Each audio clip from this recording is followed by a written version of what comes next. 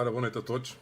Cá estou eu no meu quinto episódio das Memórias do Informático, cujo nome tenho estado a publicar também no YouTube como It's Memories.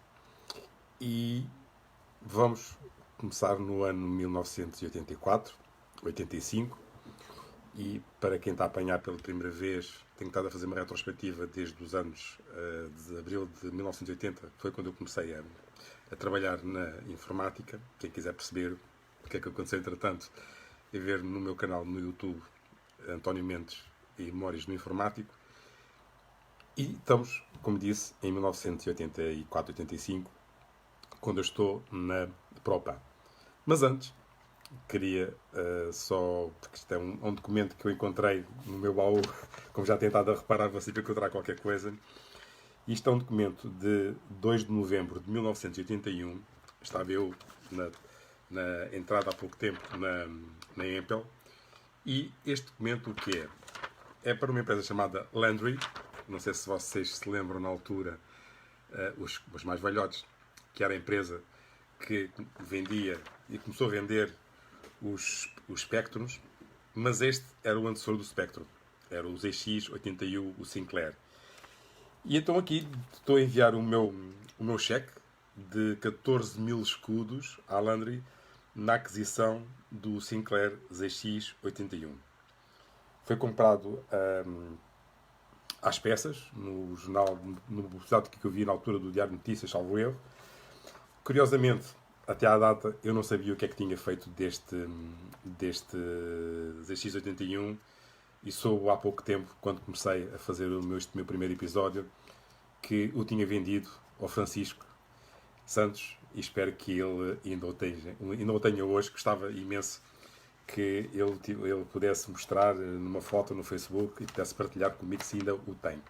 Na altura até mostrei, tinha uma memória de 16K, memória externa, e Francisco, se estivesse interessado, eu vendo. Ou então vendes uma Visa X81. Bom, como vos disse, com qualquer sequela da Netflix e de outras séries que nós vemos no HBO e outro lado, não vou fazer aqui o resumo dos últimos episódios, mas digamos que na semana passada falei sobre a questão do assalto. Tinha acabado de chegar à Propan e passado poucas semanas tinha havido um assalto e eu, por azar, uns dias antes, na presença dos colegas, tinham esquecido das chaves em Lisboa, entrámos todos com a minha chave de casa e depois, claro, a Propan foi assaltada e eu tive que ser ouvido pela polícia. E também dos golfinhos, portanto, a espantosa vista que a Propan ali na zona da Casfarra, quem conhece este Setúbal perfeitamente conhece bem, e tinha uma vista espetacular do meu local de trabalho. Aliás, a fotografia que eu tenho publicada no YouTube é essa, uma fotografia precisamente que tem acesso para o estuário do Sado e portanto era muito aprazível trabalhar ali. Sem dúvida que 84 foi um ano-chave na Propan, porque aconteceu muitas situações do género de eu ter sido convidado para ir trabalhar para a Refri, já a antiga Coca-Cola, portanto a Coca-Cola. E depois houve ali uma peripécia e acabei por regressar à Propan, portanto eu tinha o meu pedido de demissão apresentado à administração da altura. E pronto, e continuei a trabalhar na Propan, a situação ficou sanada. Acabámos até por contratar uma pessoa que era o Odelino para ajudar na parte da operação e que ficou lá durante muitos anos. E uma especial realçar realmente algumas pessoas, que era o Oscar Baila, que era o diretor financeiro, que muito me encorajou e incentivou, que me incentivou a fazer muita coisa ali na Propan e que sabia perfeitamente que eu tinha ali algum valor, porque era programador e na altura não havia a função de programador, na altura nos cadernos reivindicativos e dos sindicatos, portanto eu tinha uma categoria que era de operador mecanográfico. E o Carlos Campos, que era na altura o meu chefe, tanto a Dalila Franco, que era contabilista e que era responsável pela contabilidade, e portanto foram as pessoas base daquele trabalho todo que se fez, e nomeadamente passando por algumas fases complexas, que em determinado momento não tenho agora ao certo a data, mas penso que foi em 1985, talvez 84, 85, o Dr. Brás Frade, que veio representar um organismo público que queria para recuperar as empresas, e digamos que foi através dele que comprámos o nosso primeiro IBM Personal Computer, um clone, e que as ferramentas famosas da altura, que era o processador de texto WordStar e o Lotus 123, que era para o Excel 2, né? Que servia para fazer as folhas de cálculo. Portanto, foi realmente um boom muito grande. Claro que eu, paralelamente, continuava com o meu trabalho de programação. Se estão recordados, eu comecei a falar em 80, a programar numas máquinas que era o Philips P306, com cassetes de 8K de banda de tarja magnética. E 85, 86, 87 eu ainda dava a programar nessas máquinas. Portanto, digamos que em 84 e 85 a Propan ainda tinha essa máquina eletromecânica ou mecanográfica para fazer a contabilidade, os salários, a faturação, inclusive até o controle de produção do fermento, dos melhorantes.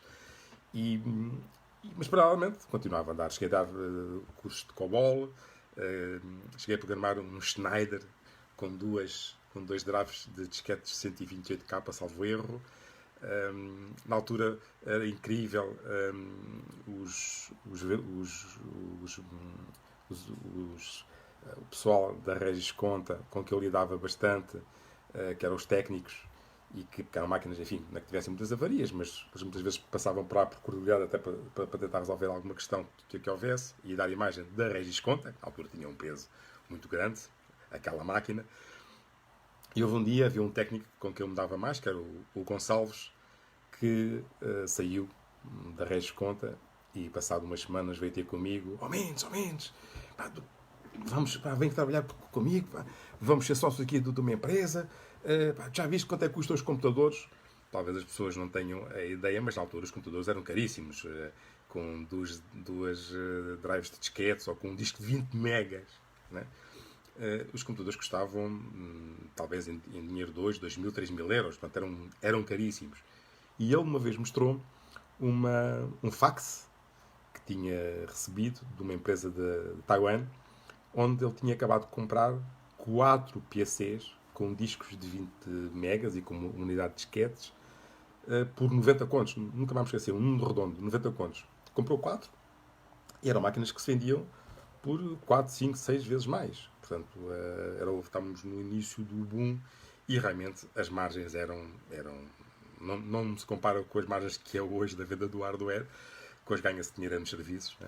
Mas realmente na altura era uma coisa, e muita gente que saiu, não sei se por isso ou não, que a Regis Conta depois tem portanto, uma quebra imensa e acaba por desaparecer do mercado, porque entretanto aparece uma empresa, salvo erro, em Forgal, que realmente faz um combate muito grande aos PCs, portanto, a Regis Conta, muito dependente das máquinas eletromecânicas, das máquinas mecanográficas. Depois apareceram os Philips UP330, que tinha 4 unidades de disquetes de 1 mega. Depois começou a comercializar uns computadores já com discos, que era o Datasab Ericsson, um computador que tinha um aspecto de cor bordeaux, as teclas eram cor de laranja, o ecrã era âmbar, talvez foram um dos primeiros computadores ou monitores a aparecerem com a cor âmbar, e realmente houve um boom na altura, uma coisa impressionante. Portanto, é quando começam as empresas a comprarem muitos PCs, aparece uma empresa muito conhecida na altura das redes, quando se começa a instalar redes, que era a Novell, talvez muitos se lembram da Novell, e digamos que efetivamente há aqui um boom muito grande, e eu, António Mendes, continuava na Propan com o Philips P306 e colateralmente ou paralelamente estava sempre a fazer programação nessas máquinas e tentando acompanhar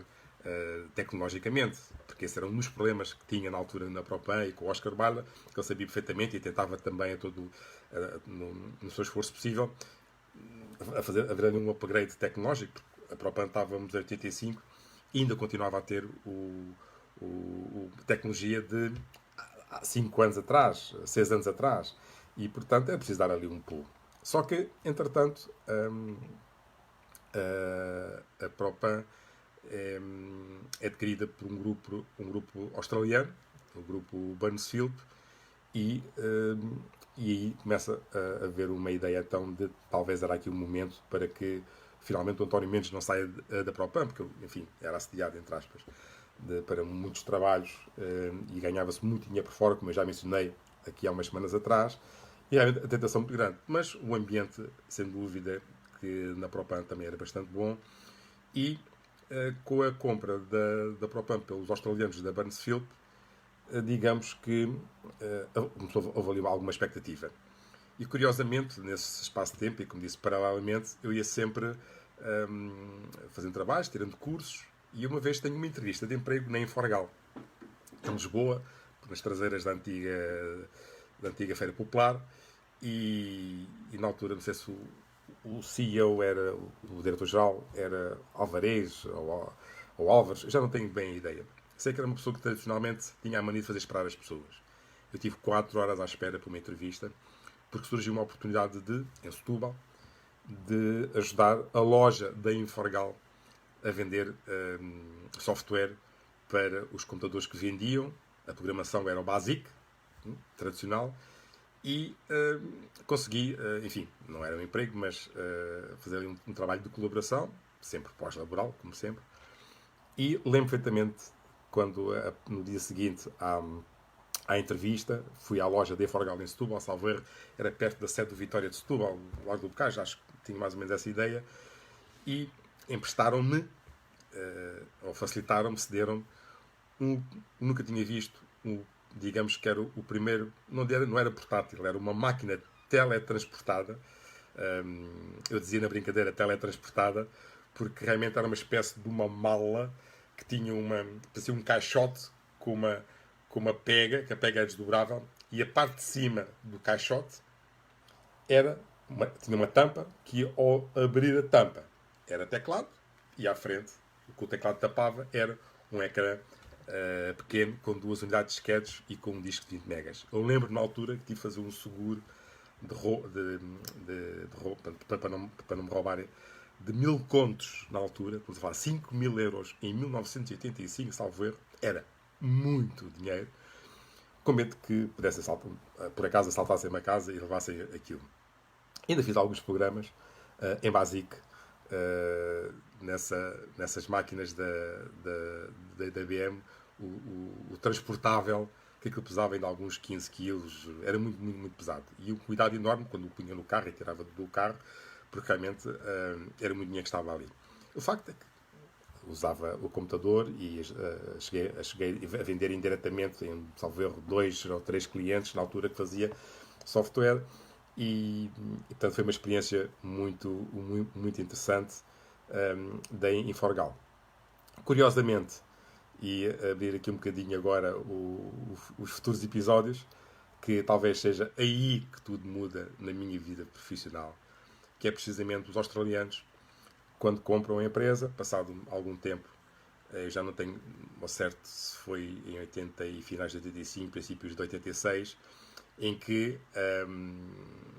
veio um tal escocês, diretor-geral da empresa, o Mr. Stewart, e que quando vai visitar o departamento de informática, que era eu, no meu bom canto, que era num espaço aprazível, e ele veio ter comigo, e portanto apresenta-se, eu apresento-me, e a primeira, lembro-me de uma pergunta, o que é que eu achava que podíamos fazer para melhorar a informática na Propan, neste momento, naquele caso na Burnsfield, e aquilo que eu disse foi, olha, levantei-me, eu vou abrir aqui a janela que dava para portanto, a zona de calçada, que depois dava acesso ao porto, e digo, olha, você ajude-me a pegar aqui no computador, e mandamos já o computador pela janela fora, porque realmente precisamos de mudar aqui a tecnologia. E realmente a verdade é que, passado algumas semanas, eu fui para Londres e depois para Hull, no norte de Inglaterra, a uma fábrica que eles tinham lá, tinha um sistema IBM, e depois as indicações foi de regresso, fui à IBM a Londres, e, portanto, deram-me alguns contactos de Portugal. Na altura estava virgem ainda dentro do mundo IBM em Portugal, e mais tarde consultámos a empresa de referência que tínhamos, que era a Software Forgal. Penso que alguns são capazes de lembrar do nome. Curiosamente era no mesmo edifício da Inforgal, e a Software Forgal era uma das empresas do grupo da Inforgal que vendia software, nomeadamente para sistemas 34 e 36.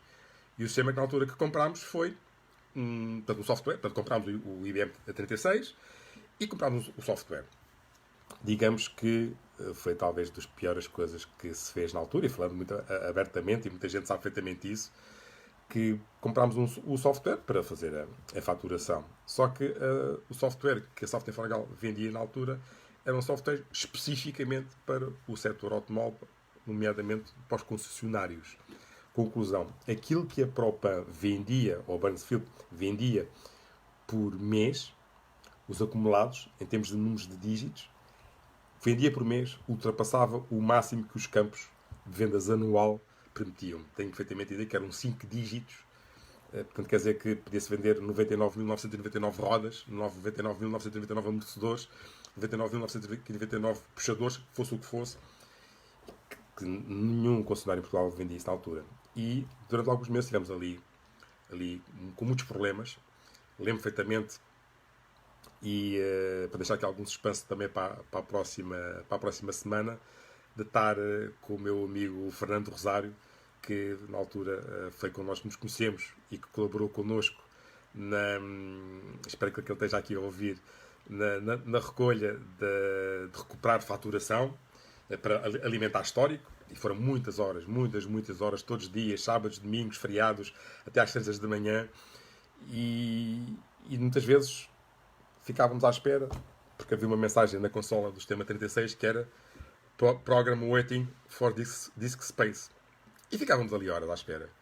Muitas vezes à meia-noite, 1 da manhã, em estado de desespero, ligávamos para o Adalberto, salvo erro, era o Adalberto, que era a pessoa da Software Forgal que nos dava apoio, para te explicar porque é que tínhamos de estar ali aquele tempo todo, Program Waiting for Disk Space. E nós, totós, na altura, praticamente não tínhamos formação nenhuma.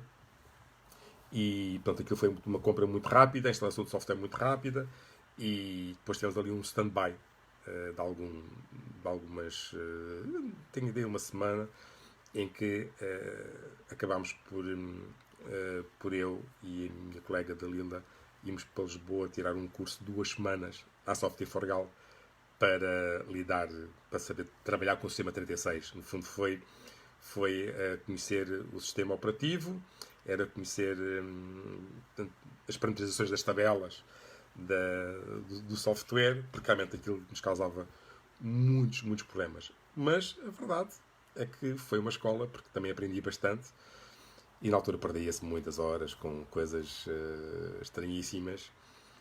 E por hoje eu termino, porque para a semana vamos ter o mistério das disquetes que desapareciam, o mistério das teclas que apareciam aqui marcadas na minha cara, as noitadas que se fazia por causa dos australianos.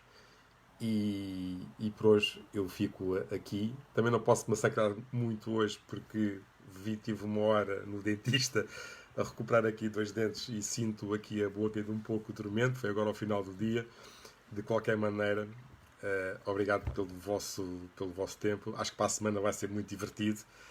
Alguns mistérios que demoraram muito tempo a ser resolvidos, e até uma história curiosa, que foi em 1986, salvo erro, a história de que eu ter roubado uma empregada numa empresa, que depois acabei por arranjar emprego para ela na fábrica das tintas da Empatil.